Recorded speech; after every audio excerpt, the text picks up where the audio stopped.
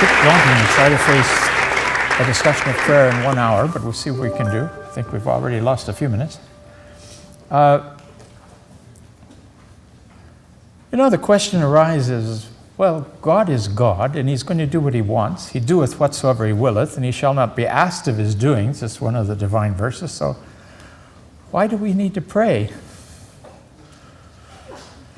I think that this has been answered in different ways by the Master, but essentially it's to bring our will into correspondence with his will.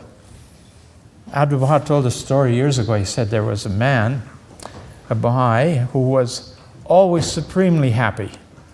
And he was asked why, the man was asked why he was so happy, and he said, because everything I want, God does.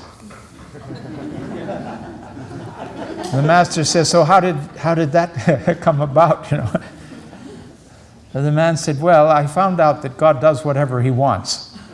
So I brought my will into conformity with his will, and now everything that I want works out that way. So it's an interesting formula, and one which requires, I think, a lot of thought. By the way, this subject of meditation and prayer are pretty hard to separate. They are two distinct activities, but we'll be seeing them crossing into each other these 2 days.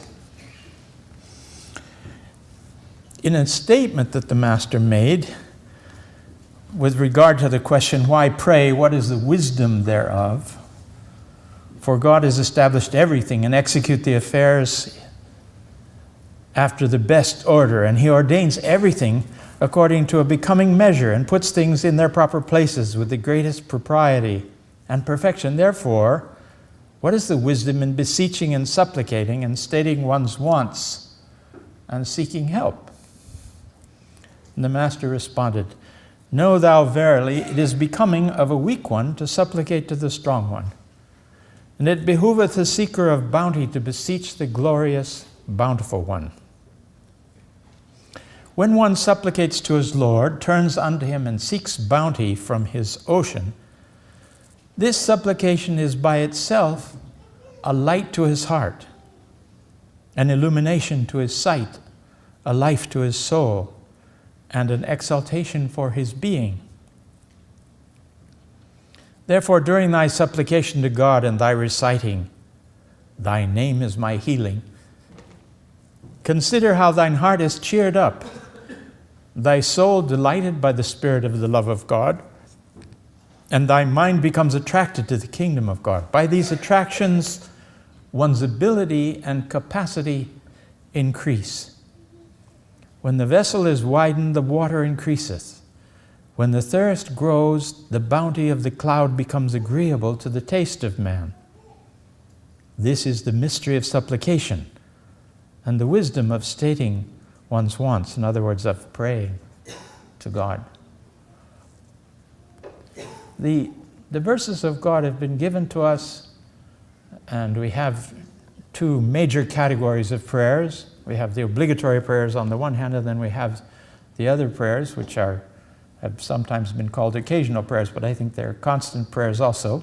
But you don't have absolute laws about how many times a day to say them or anything of the sort. Baha'u'llah himself talks about two pillars supporting the spiritual life, our individual spiritual life. One is fasting and the other is prayer. And he likens these to the sun and the moon. And he makes fasting the sun and obligatory prayer the moon. I think sometimes we lose track of how important fasting is. It's an annual period that we fast. But the qualities and things that are enjoined on us in the fast also bear heavily on, I want to find a quotation here for you. Bear heavily on the reason for prayer in general, for obligatory prayer and so on. Shoghi Effendi is said to have cautioned the friends to be careful that the obligatory prayers don't become rote. That you say, okay, I'm going to do the noon prayer, so you do it and it's over, and later on you wonder, did I say that or not? I can't remember, because you said it and it's past and you didn't think anything about it. And he said we should meditate on the meaning of the implications of the prayers. And actually the divine verses are such that they're filled with rushing waters and divine significances. And if we pause a second, we will always find new meanings every day from this prayer. It's a fountainhead for us, if we turn to it in the right attitude. So he's talking about the fast. He says, Shoghi Effendi writes, that it's essentially a period of meditation and prayer, of spiritual recuperation, during which the believer must strive to make the necessary readjustments in his inner life and to refresh and reinvigorate the spiritual forces latent in his soul. Its significance and purpose are fundamentally spiritual in character. So fasting, he says, is symbolic and a reminder of abstinence from selfish and carnal desires. Now, in the same way that God doesn't need our prayers, he doesn't need our fasting either. Both of these he's given us as bounties for us. And we should realize how important they are, that they, as I say, they are the two sustenances of the soul. They are as eyes to the soul, Baha'u'llah says in another place. In one place he says something very intriguing about fasting. He says, fasting is like a spider web. It's not in the compilation because we weren't sure when it was translated and proposed for the compilation whether people would understand it or not. What do they think? But you know, if you think about it, the spirit of fasting catches things in the air, in the realm of the spirit, that are not caught simply by the spider all by himself. He has this web that he creates around it, and that catches divine bounties. In the same tablet, he says that it's like a dam. It stores up bounties, waters of divine bounty, and then you can draw on them throughout the year, so to speak. And I think we do feel that the influence of it following the fast, after all the efforts and things, there's a certain satisfaction that should go along with that. Obligatory prayers obviously are very important and should be said with terrific trust and confidence that they attract to us divine bounties. You remember that section in the prayer book, Shoghi Effendi's comment about the tablet of Ahmad, the obligatory prayers and healing prayer are endowed with a special potent significance by Baha'u'llah, and therefore should be said with great confidence and trust by the believers to draw the bounties from them. Regular prayer, of course, is Abdul Baha has likened it to conversation with God. The possibility that we're speaking to God. Of course, we know he's the all-hearing, the all-seeing, the all-hearing. Even though we don't see him, he sees us. And that takes an act of faith at the beginning. But gradually, there is this connection. The route, the channels are open, the route becomes easier. And when we turn in prayer to God, we feel the closeness of God. We feel the closeness of what we're really feeling is the light that Baha'u'llah is mediating to us from God, of course. And there's some pretty strong things in the writings about you can pray to God directly if you like, but it would be rather foolish to do so when you have the prayers of Baha'u'llah that are the perfect medium with which to speak to God. What does he say about them? He says that these prayers are the praise wherewith God praiseth himself. Can you find something better than that for how to speak to him? You know, you say, well, how should we pray? What should we pray?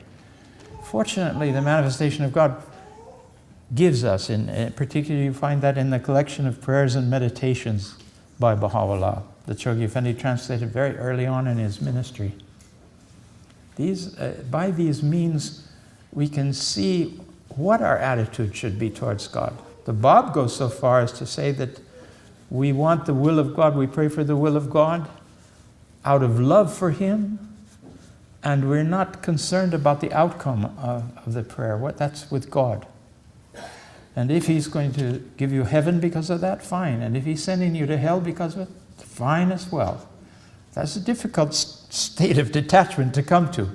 But the point is, we're not saying the prayers simply to receive rewards. We're saying it because we know that's the good pleasure of God that we should pray. Shoghi Effendi says it's important that we observe the proper times of prayers. And if you collect the various quotations from the writings, you'll find, of course, we know where there's a prayer for midnight, but also he says we should, beside reciting the verses of God, morning and evening. This is one of the obligations we have from the Kitab-i Aqdas, that we would want to recite other prayers on a regular basis. The heart should be oft turning to God, coming back to it. In fact, it becomes a question of, in the section of the True Seeker, he says that every wayward thought that we have should be consumed by the flame of his loving mention. Here's a formula to get rid of negative thoughts that do occasionally come into our minds, unfortunately, being animals that we are. Abdul says we're animals. Without the revelation of God, without the education of the manifestation, we would remain animals. And the animal is characterized by all kinds of things that are not too friendly. Sometimes we see that in each other. In fact, one of the divine verses says, "We have made some of you as tests for others." Now, I know you may not have penetrated the meaning of that yet, but this is a kind of a constant in our lives, I think. So we have all these wonderful prayers for different occasions. And all of that helps us bring our free will, which seems to be the very essence of our having been created and placed in this world. This whole creation has been made to produce true believers, to produce believers. That is, the entire universe is there. And friends, the implications of this universe are extraordinary. You realize that one dispensation back, they still didn't know. Before that of the Bab, of the dispensation of Muhammad, they just became aware that the earth goes around the sun. They thought the sun goes around the earth, After all, the earth is flat and the sun comes up, and somehow it comes up every day. It seems to be the same sun. Then we found out we're going around the sun. When I was a young man in school, they taught that by some fluke of nature and evolution, this sun had planets. And this was unique in the whole universe. There was no sign that there were any other planets anywhere. That's 50 years ago, 60 years ago. That was the standard teaching.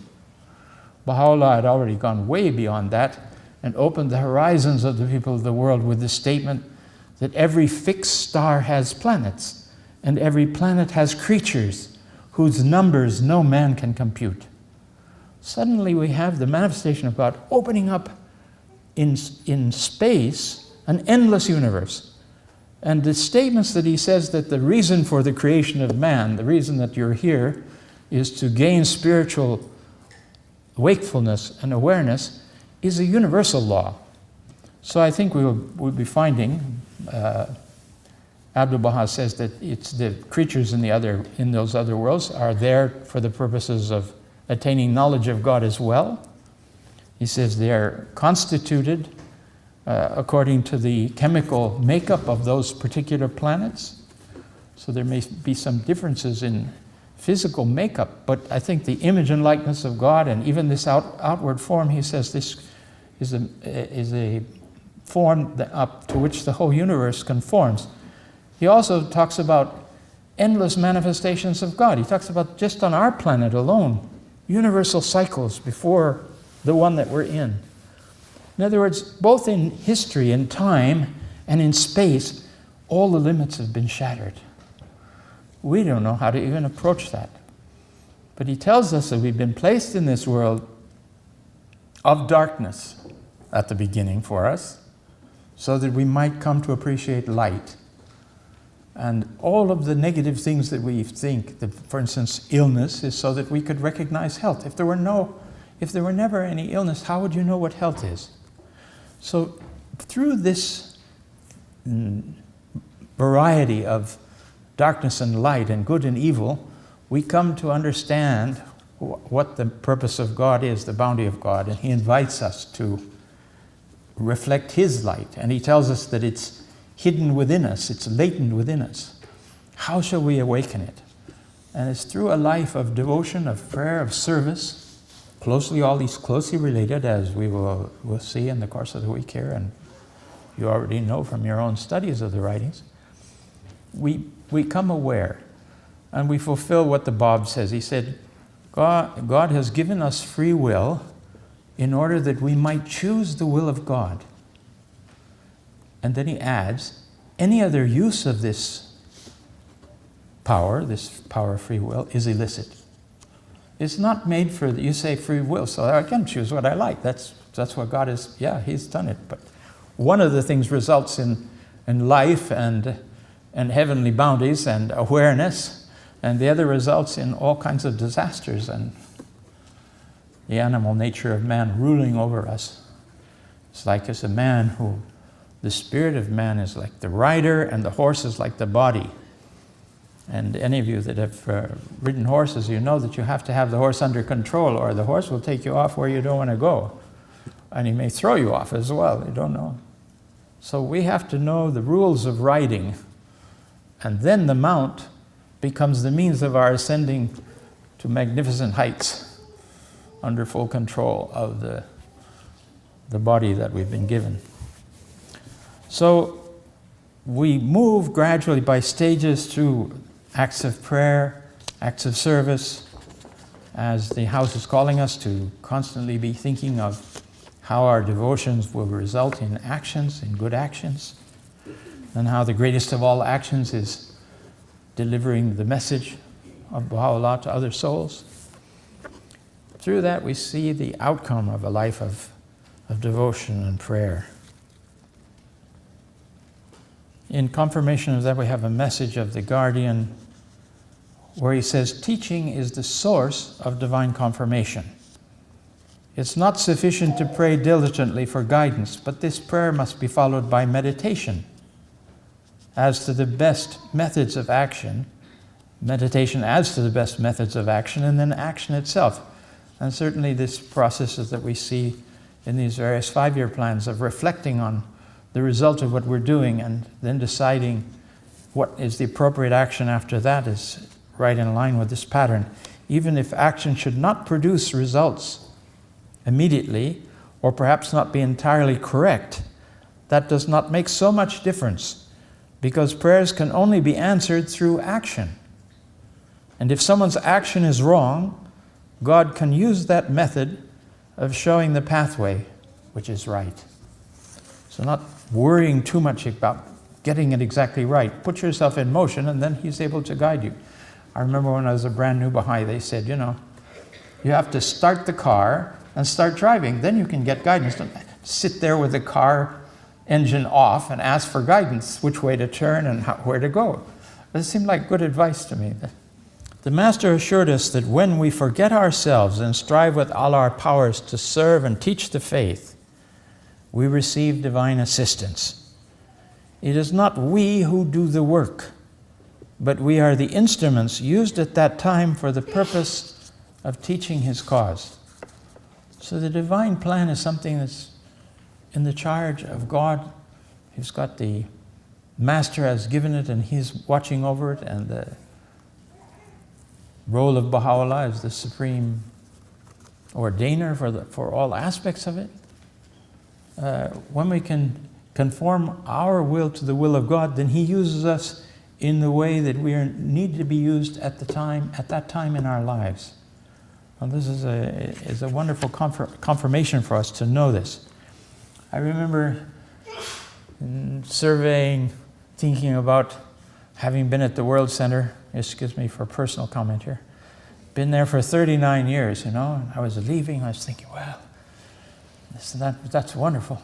Then I was reading a tablet of the Master, and I found this verse there that I had never seen before. Abdu'l-Baha says, the service of the friends belongs to God, not to them. Interesting point, huh? Anything that we manage to do that's good or in line with God's purpose He has assisted us to do. The animal self of its own can never produce anything good. The lower self of man is incapable. He will have always mixed emotions or motives, you know. So many people try to live a life of virtue and appear good to others without belief in God. Abdu'l-Baha says this is no help for the progress of the soul. It's a kind of a secret pride. I'm able to fool the public that I'm a very lovely, wonderful person, you know. It's ego. So we should know that anything that we manage to do that has a good result is because of his assistance. And that's why we constantly ask for his assistance. We try to open those channels within ourselves so that we can serve others and touch them in a way that will be in conformity with the purpose of God.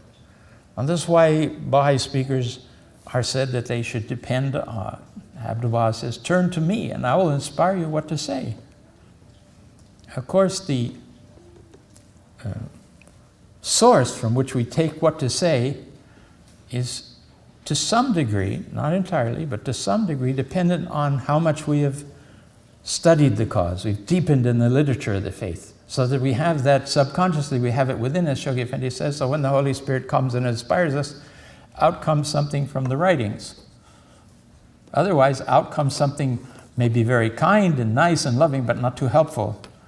So we want to, on the one hand, we can't deny that the Divine Spirit can move anybody with whatever degree of knowledge they have, and this is why Shoghi Effendi and the House of Justice is telling us, move right away when you're a Baha'i, take action, try to do things, be of service, try to teach the faith.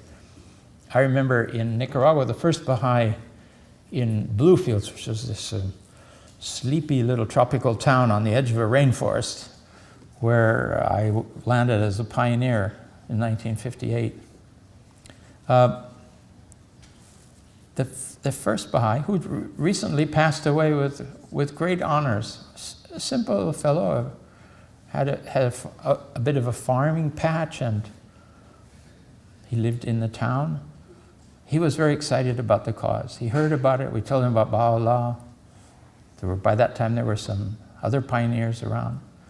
And he would go out, and he knew he was supposed to teach. So he'd go out and he'd say, you know, there's a new religion. And they'd say, yes, what's the name of it? He said, I can't remember the name. But it's been brought by a new messenger of God. Oh, they said, what's the name of the messenger? Really couldn't tell you. But I know who can tell you. I can take you to the people that can tell you. And he would bring people to us constantly, and we would teach the cause. Now, look at, that's pretty minimum knowledge of the faith, you know. But the man was on fire with it. It was incredible. And he stayed firm until he passed away, as I say, with honors now in his 80s or something.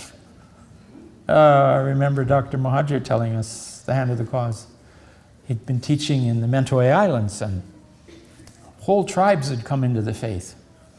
And then he, as the hand, he was appointed and required to move internationally. He moved around. Shoghi Effendi had been very pleased with the beginning of the mass teaching in the Pacific area, in this Indonesian islands. And the government sent out census takers throughout Indonesia to take the census. And when they came, they said, okay, your village is a Muslim village, is that right? They said, no. I said, well, not Muslim village? What is it? He said, we have a new religion. What religion is that? He said, doctor's religion. And who's the prophet? Doctor's prophet. So Dr. Muhajir said we had to do a little bit of, consolidation and deepening when we went back to get the thing on solid ground. Of course, now there's wonderful Baha'i schools in those areas. And by the way, I just had a press clipping this morning that said Indonesia has recognized the Baha'i faith officially as a religion after decades of oppression. So many of the Baha'i teachers have been jailed there, and difficulties. You hear it's not as bad as Iran, but they had their hard times, and it was difficult living. And now suddenly this has opened up. And we knew from the time that I was in Haifa that some of the leaders of Indonesia, some of the heads of the great parties were aware of Baha'u'llah and were recognizing the beneficent influence of his teachings. So, yes, on the one hand, we have to pray and we have to study in order to deliver the message. On the other hand, we have to depend and know that the bounty of God and the blessing of God is the means of us being able to accomplish anything, that we don't accomplish it by ourselves, and we can't take, dangerous for us to take pride in the fact that we know the Baha'i history very well, or I don't have much pride in that area because I don't remember the history very well, but this is important for us to have these sources of inspiration, but realize, as it says very clearly, Baha'u'llah says in a verse in the Gleanings, all good comes from God, and all evil from your own selves. It's a bit startling because we're living in a time of glorification of the me society, and we want to do things for us and to make ourselves happy and so on. It's really a distortion of what Baha'u'llah is saying to us. And we have to renounce our own desires and passions, and we have to bring our affections, those things that move our will, that give us the desire to change, we have to orient those to the verses of God. And the daily influence of the prayers, obligatory prayers, and the repetition of the verses morning and evening hones this process for us, develops it so that the divine bounties can flow into us, or flow out of us, if you will, because they're already in us. And ultimately, this process is the act of martyrdom, but it's a living martyrdom. It's sacrificing ourselves for His will, becoming instruments of His purpose. And the source of great happiness, the source of infinite knowledge, Abdullah promises, is to bring our will into conformity with His will.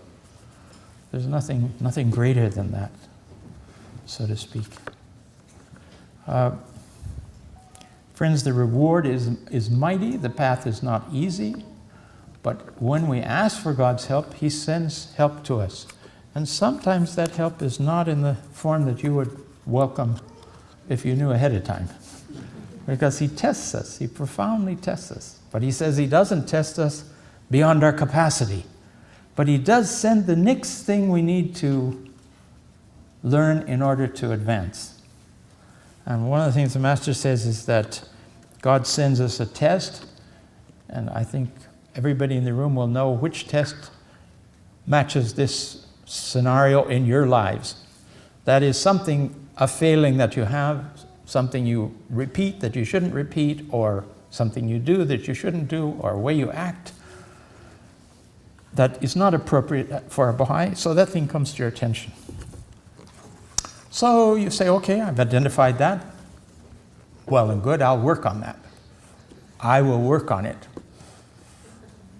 I pray, give me strength, The test comes back, I fail it again. It gets a bit boring after a while, Okay, God, I'm gonna fix this, I promise. No. Abdullah says you fail it again and again and again until you become, and this is the essence of this thing, you become desperate and you realize you cannot overcome that shortcoming. At which place at that time, he said, you throw yourself on the mercy of God and you beg Him to take this from me because it's the cause of my not growing anymore, not developing in the cause. Help me, I can't get rid of it. I've tried. We can't solve it. He has to solve it. Then Abdullah says, God comes to your assistance, and that test is lifted.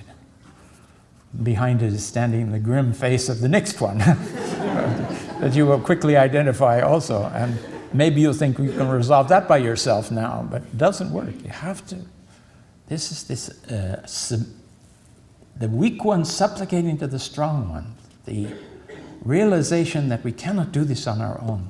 And then depending, trusting, depending and leaning on Him.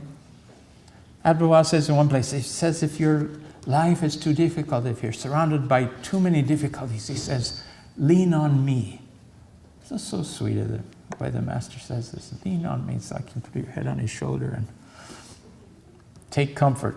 whatever difficulties are surrounding you, and there'll be plenty, as we know. I wanted to go back a little bit to the story of Leonard Armstrong that I was telling you. Leonard Halsapple, she became Armstrong later when she married a British gentleman who wasn't a Baha'i but sponsored all her activities for years, until finally in his last decade he became a Baha'i as well. She was very modest and humble, and she said, you know, I'm not a speaker, I'm not a public speaker, or not a teacher really, and I would beg all the time, you know, to Baha'u'llah and the Master to assist me. And she said, I've never told anybody, but I want to confess something to you. I was a counselor coming back and forth, so she took some confidence in that. And she said, you know, I'll tell you what I did. She said, because I couldn't speak, I memorized talks of Abdul Baha and tablets of Baha'u'llah, and I would give those, I would speak those out. And it seemed to work very well, she said. But I always felt bad. I thought, I should be speaking, you know, myself.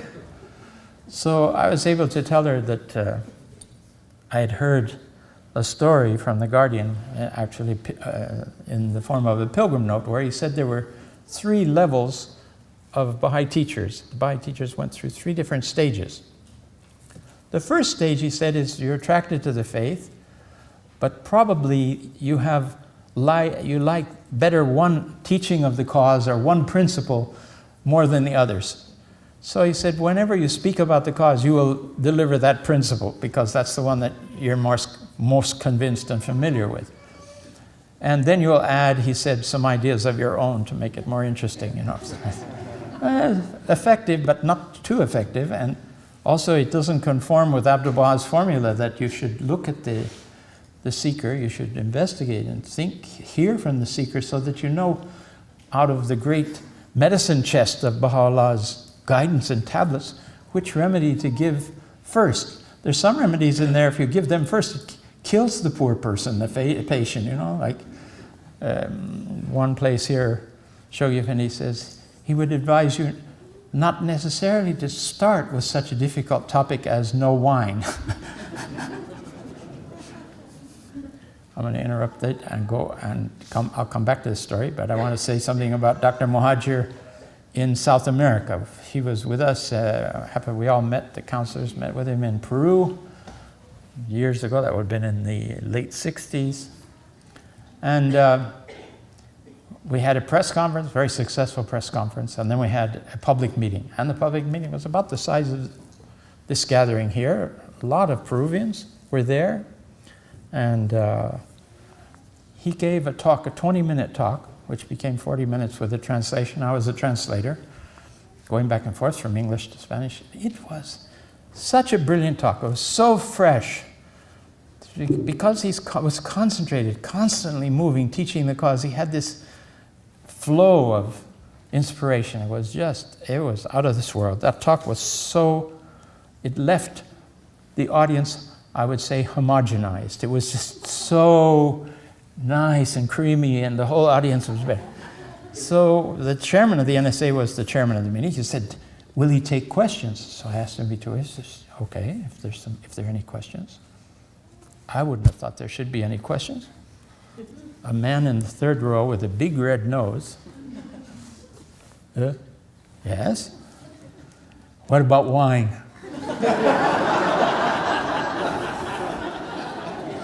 I didn't want to translate even to tell the hand what he'd said. He says, what was the question? What about wine? He said, oh, what a good question. Thank you so much. He said, the Baha'i teachings are full of references to wine. You see them in all the Baha'i books. The wine of astonishment, the wine of the love of God, the wine of divine knowledge, all these wonderful wines. He said, the Baha'i faith is really about that. And he said, and if you manage to taste any of those, you won't care about the other kind. Next question. Brilliant, huh?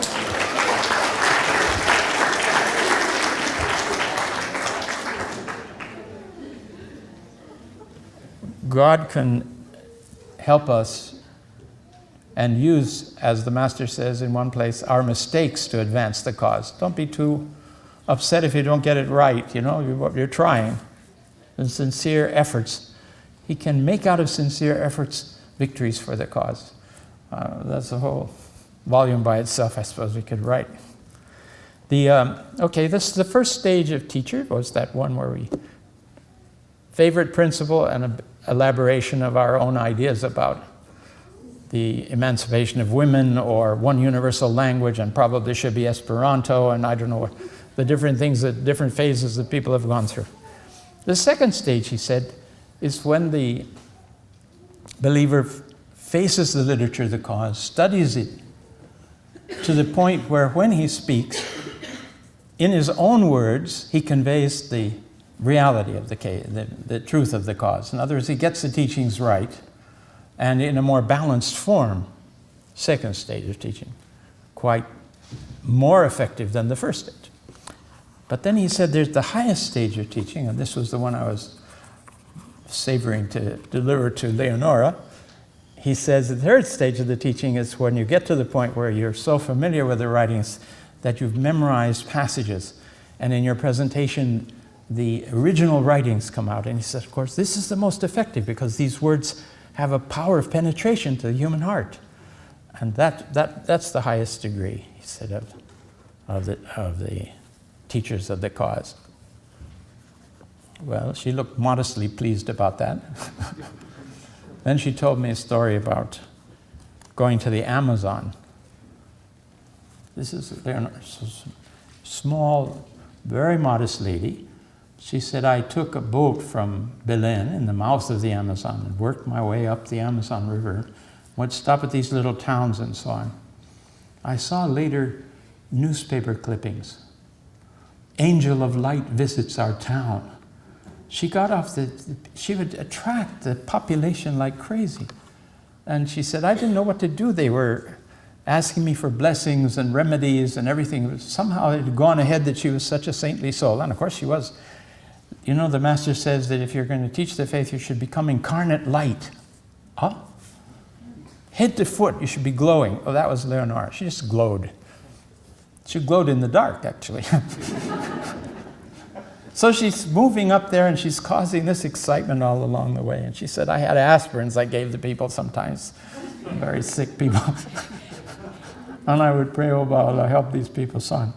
So she said, finally I got to Manaus. Manaus is the capital of the Amazon, a city of about 50,000 people in those days. It was following the First World War, and that had been the center of rubber exportation. And so there was lots of money available, and there were rubber barons that had mansions there. And they were bored being so far away from Europe and from America that they built a replica of the Paris Opera House in Manaus. Can you imagine? It's still there. Beautiful thing. So Leonora said, I got to Manaus. I said, did you know anybody? She said, no, I didn't know. I didn't have any reference to anybody. I didn't know anybody there. She'd been in Bahia before that, in Salvador, Bahia, for some years. So now this is 1922, it's the Guardian's time. She goes there, she said, so what did you do? So she said, well, I followed Martha Root's example. I went to see the mayor. And I told him I'd come to the city and I wanted to proclaim this faith, and the faith was, the basic teachings were this and that. And he said, that's very good. To inform the population, we should call a meeting where you can speak to the people. She says, well, I knew what that meant in my heart. I'd have to repeat these tablets and things that I knew. And she said, to my surprise, he made general announcements to the population that I would be speaking one day later in the evening at the Opera House. We all know about public meetings, So I had experiences where you announce a public meeting and very few people come. But she said the place was full. And they had a translator, and she delivered the message. About 2,000 people. Imagine. I mean, the kind of confirmations that you line yourself up right with what he wants, as I think to me, that was about as close an example of a life that was lived that way that I have ever seen. And so how did it go? She said it went very well. They were very happy. Well, what happened after that? Well, she said there was a study class that was formed so that we could talk more about it. And I said, oh, did people come to that? She said, yes, not so many, about 400. So she was giving this, and of course, at that time, friends, there wasn't anything called declaration. I mean, if you liked the faith, you said, I'm a Baha'i, and that was it. So there wasn't any, still the administrative order had not started to penetrate into those areas. So she had a lot of enthusiasts. And she went back on another trip. She would write the Guardian when she was down in spirits and ask for prayers. So most of his letters are answering, say, rest assured, the seeds you're planting will give marvelous fruits in the future. Don't have any doubt of that. Constantly reassuring her. But she didn't write him that she's been up the Amazon. It's not in Baha'i world. Now it's in her biography, yes, all the marvelous things that she did. She was, the Guardian said, I want you to translate the Igon to Portuguese and then to Spanish. Well, she said, I knew Portuguese, but I didn't know any Spanish. So I wondered how I prayed about that. And she said, I knew there was a monastery, a nunnery, for the nuns, for Spanish nuns in Bahia.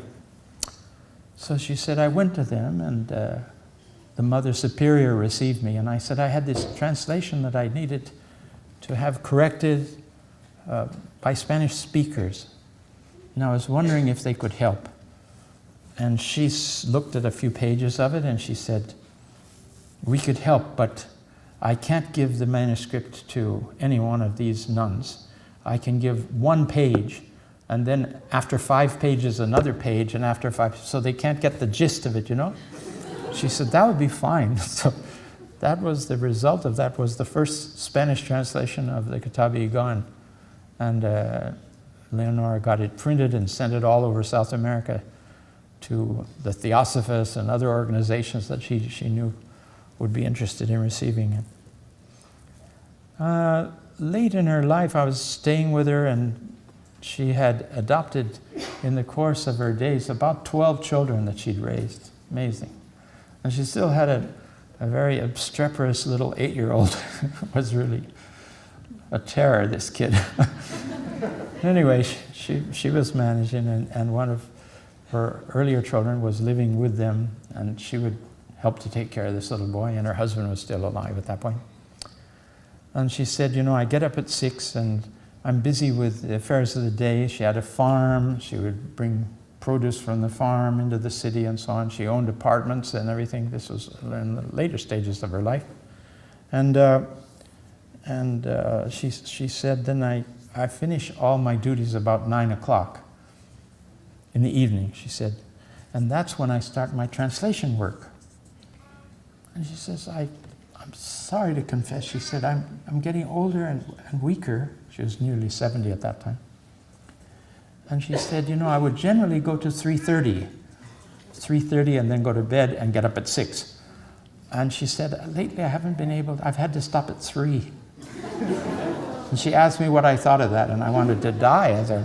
My own life, I was going to bed early in the evening and not doing that kind of thing. So sweet. If you can get her biography, I suggest that you look at it. It's a wonderful example.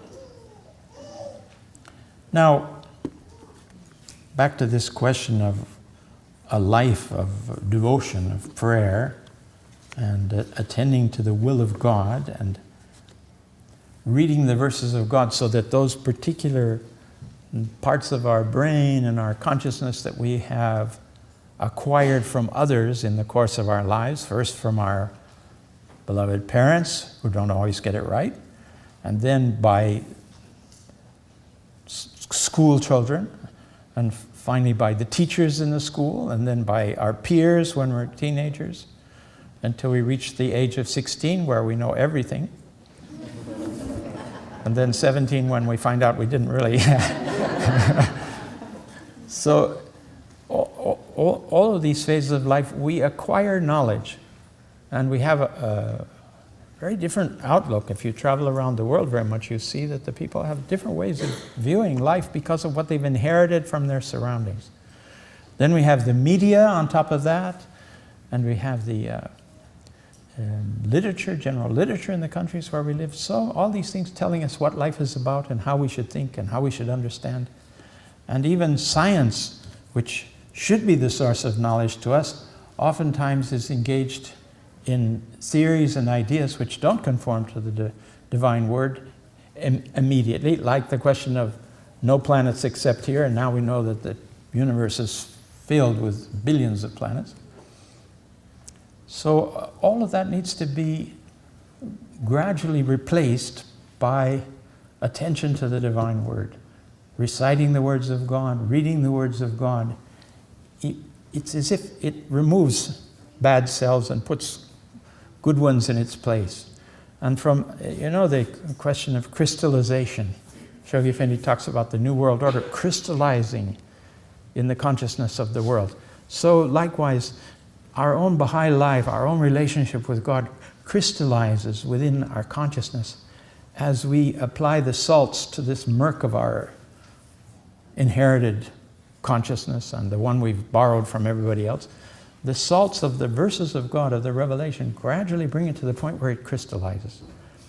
And that's a new stage of our existence. Remember, he says that the soul is a heavenly gem.